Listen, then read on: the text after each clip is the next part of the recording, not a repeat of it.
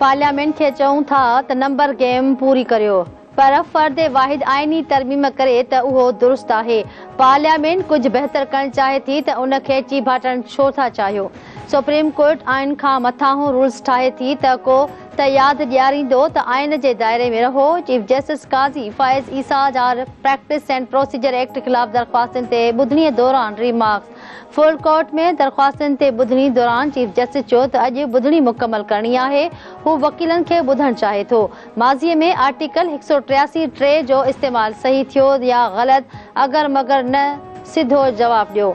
Supreme court जे बार सदर आबिद ज़ुबैरी चयो त आर्टिकल 183(3) जो ग़लति इस्तेमालु थियो ऐं उन ख़िलाफ़ अपील थियणु घुर्जे।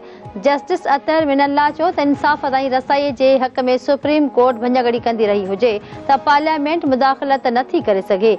जस्टिस एजाज़ुल अहसन रिमार्क्स ॾिना त पार्लियामेंट न रूल्स ठाहे सघे थी, नई रूल्स ठाहिण लाइ कानून साज़ी करे सघे थी।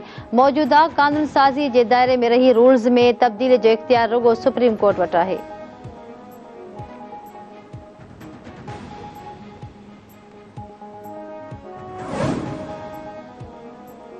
साइफर केस में गिरफ़्तार पीटीआई चेयरमैन ऐं शाह महमूद कुरैशी ते 17 अक्टूबर ते फ़र्द जुर्म लागू थींदो। ऑफिशियल सीक्रेट एक्ट तहत क़ाइम ख़ासि अदालत साइफर केस में जवाबदारनि ख़िलाफ़ फ़र्द जुर्म लागू करण जी तारीख़ मुक़ररु करे छॾी। केस जी ॿुधणी दौरान पीटीआई चेयरमैन ऐं वाइस चेयरमैन अदालत में पेश।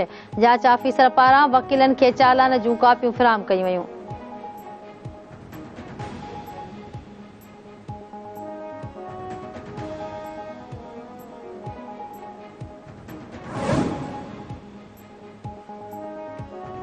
आलमी बैंक पाकिस्तान जे निजकारीअ जे तरीक़ेकार ते सवाल उथारे छॾिया।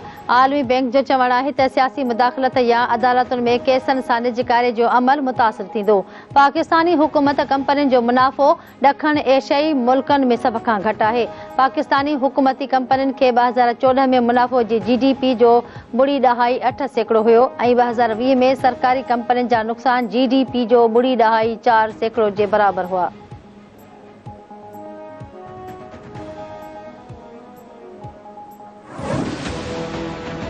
फ़लस्तीन ऐं इसराइल विच में तारीख़ी जंग जारी। इसराइल में दाख़िल थींदड़ हमास सां 8 हंधनि ते इसराइली फ़ौज जूं झड़पूं। 2 ॾींहनि दौरान जारी जंग में 700 इसराइली मारिजी चुका। 2200 खां वधीक ज़ख़्मी। हमास जा वेढ़ाक ॾखण इसराइली ॻोठ मेगन में दाख़िल थी विया। इसराइली फोर्सिस तरफ़ां टैंकनि ऐं हमास तरफ़ां राकेटनि जो इस्तेमालु। हमास में 2 इसराइली जनरल समेत 100 फ़ौजियुनि ऐं शहरनि खे यरगमाल बणाए वरितो। हमास जो चवणु आहे त हिननि वटि इसराइल जी सोच खां बि वधीक कैदी आहिनि।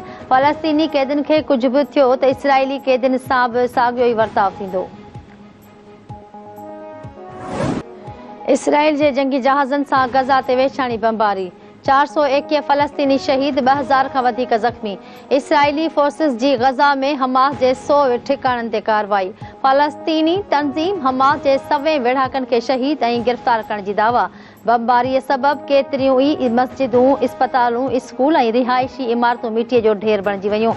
1,23,000 फ़लस्तीनी बेघर। इसराइल गज़ा पट्टीअ जे बिजली ऐं इंटरनेट बंदि करे छॾी।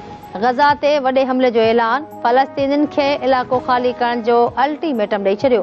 गज़ा मां फ़लस्तीनी ख़ानदाननि जी लॾ पॾाण जारी।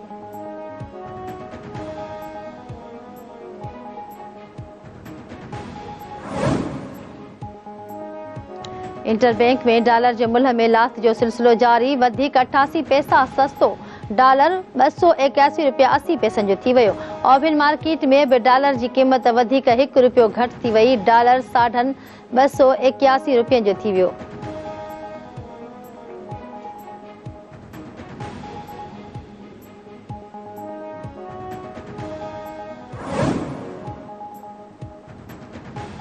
कराची में पुलिस जो मुख़्तलिफ़ हंधनि ते कार्रवाइयूं। गैर क़ानूनी तर्स 9 अफ़गानी गिरफ़्तार। न्यू टाउन ऐं सचल में पुलिस कार्रवाई कंदे 4 अफ़गाननि खे गिरफ़्तार करे वरितो। फिरोज़ाबाद में 5 अफ़गाननि खे गिरफ़्तार कयो वियो। गिरफ़्तार थियलनि में इस्माइल, जवादीन, सज्जाद, मोहम्मद, वहीद, ज़ैदी गुल, असदुल्ला मीर, सैद वलीद ऐं मीर शामिल।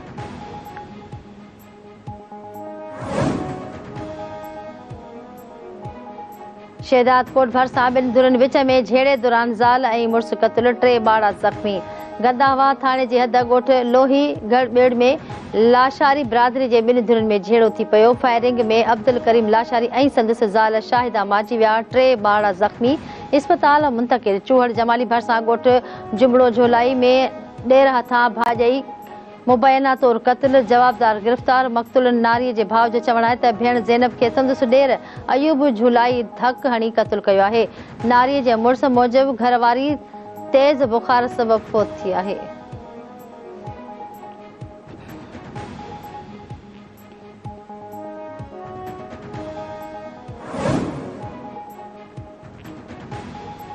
चंबड़ भरिसां परणियल औरत मुबैना तौर फाहो खाई आपघात करे छॾियो। पारी ज़ाल गीनू कोल्ही घर ॿाहिरां वण में फाहो खाई ज़िंदगी जो अंत आंदो। औरत दिमाग़ी तवाज़ुन ठीक न हुअण सबबि आपघात कयो आहे। वारसनि जो बयान।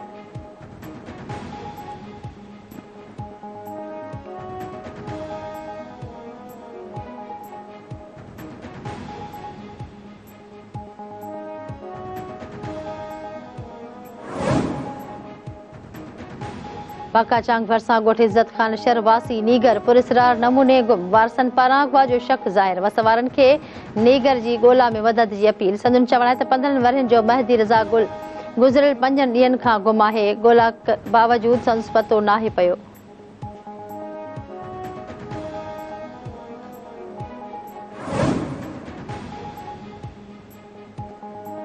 लकी गुलाम शाह भरिसां जहान खान स्टाफ वटि मज़दा ब्रेक फेल थियण सबबि वेगन सां टकराइजी वई। 1 ॼणो फ़ौत, 6 ॼणा ज़ख़्मी। हादिसे जे नतीजे में लाइक अहमद महर फ़ौत थी वियो। ज़ख़्मी इस्पताल मुंतक़िल।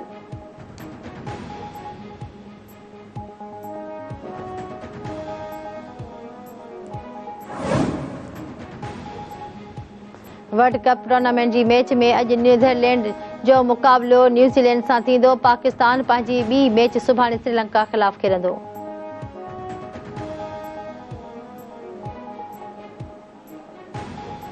हर दरिया दरिया बिलट जी तो बने प्यार दरिया दरिया बिलट जी तो बने नेठ इंसान इंसान की मट जी तो बने अगियार ऐं सिंधी ॿोलीअ जे ॿहगणे शाइर उस्ताद बुखारी जे विछोड़े खे 31 वरह विहामी विया। उस्ताद बुखारी अदबी काउंसिल पारां दादू जे ज़िले काउंसिल पार्क में सक़ाफ़त खाते सिंध जे सहकार सां अॼु शाम वरसी तक़रीब रखियल। उस्ताद बुखारी जी शाइरी अॼु बि माण्हुनि जे रूह जी राहत बणियल।